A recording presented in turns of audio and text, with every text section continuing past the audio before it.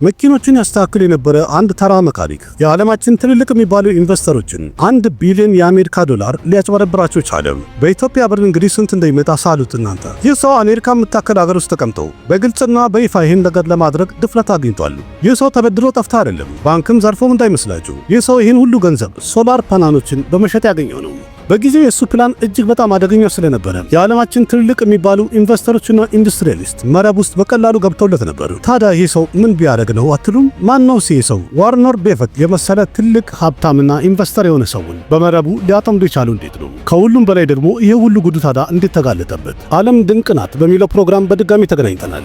ውድ ቤተሰቦች፣ አሜሪካ ውስጥ ካሊፎርኒያ ውስጥ የሚገኙ የ36 ዓመቱ ጄፍ ካርፖፍ የሚባለው ግለሰብ ከሚስቱ ጋር አንድ ላይ በመሆን ያለው ቦታ ላይ መኪኖችን የማስተካከል ሥራ ጀምሮ ነበር። ባልና ሚስትም ሁለቱ አንድ ላይ በመሆን መካኒክ ሆነው የተለያዩ መኪኖችን እያስተካከሉ ለልጆቻቸው የዕለት ጉርሳቸውን ያገኙ ነበር። ግን ከትንሽ ጊዜ በኋላ ይሄ ሥራቸው ከሰረ ወይም ተዘጋ። ልጆቻቸውን ለማሳደግ ደግሞ ግዴታ ሥራ ያስፈልጋቸው ነበረ፣ ተቸገሩ።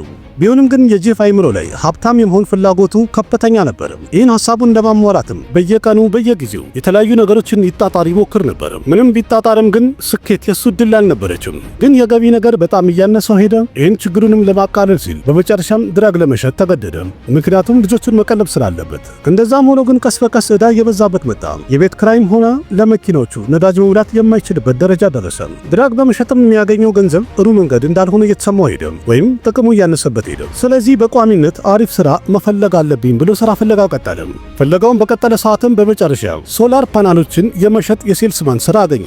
እነዚህ ሶላር ፓናሎች ለመሸጥም ሙሉ ቀን ከተለያዩ ሰዎች ጋር ይገናኛል፣ ሐሳባቸውንም እየጠየቀ ይረዳል። በዛም የተነሳ የህዝቡን ፊድባክ በደንብ እየሰማና እያዳመጠ ሄደ። ትንሽ ጊዜ ከቆየ በኋላም የታወቀው ህዝቡ እንዳለ ሶላር ፓናሎችን የመግዛት ፍላጎት እንኳን አለው። ግን ሁሉም የሚፈራው ሶላር ፓናላችን እንዳይሰረቅ የሚል ፍርሃት አለባቸው። ጄፕም የህዝቡን ይህንን ፍራቻ በመቅረፍ በጣም ብዙ ገንዘብ ማግኘት ይችል ነበር።